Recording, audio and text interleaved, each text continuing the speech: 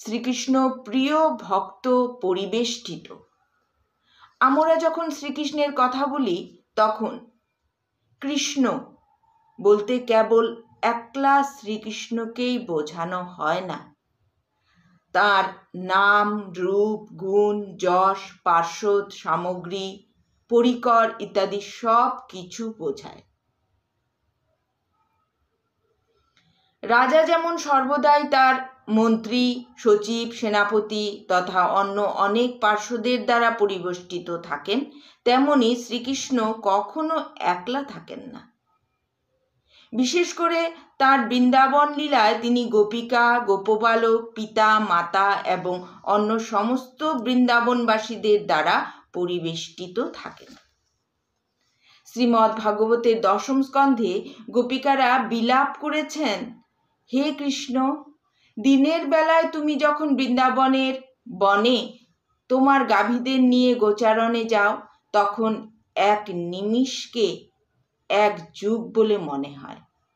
তারপর দিনের শেষে তুমি যখন ফিরে আসো তখন তোমার অপূর্ব মাধুর্যমণ্ডিত মুখমণ্ডল দর্শন করে আমরা এতই আকৃষ্ট হই যে নিরন্তর তোমাকে না দেখে আমরা থাকতে পারি না।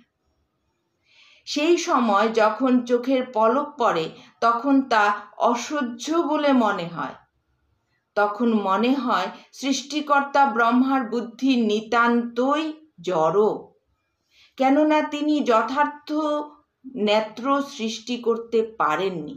অর্থাৎ তাদের চোখের পলক পড়ায় গোপিকারা বিরক্ত হয়েছিলেন, কেননা সেই ক্ষণকালের জন্য যখন তাদের চোখ বন্ধ হয়ে গিয়েছিল তখন তারা শ্রীকৃষ্ণকে দেখতে পাননি।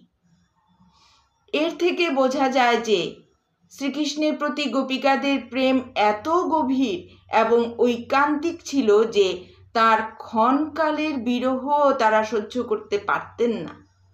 আবার যখন তারা শ্রীকৃষ্ণকে দর্শন করতেন তখন তারা তাকে পেয়ে হারাবার ভয়ে আক্ষেপ করতেন।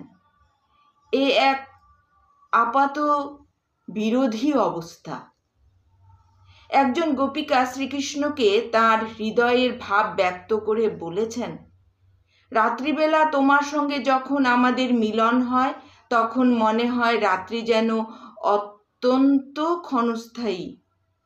শুধু এই রাত্রিই কেন, ব্রহ্মার রাত্রিও যদি আমরা পেতাম, 432 কোটি বছরে ব্রহ্মার 12 ঘন্টা বা এক রাত্রি হয়, তাহলেও আমাদের মনে হতো তা যেন অতি অল্পক্ষণ।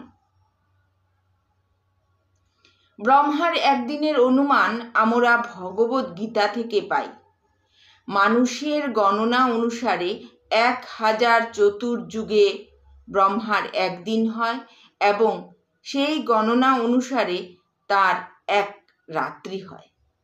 গোপিকারা বলেছিলেন যে এই রকম রাত্রি পেলেও তা শ্রীকৃষ্ণের সঙ্গ করার জন্য পর্যাপ্ত হবে না।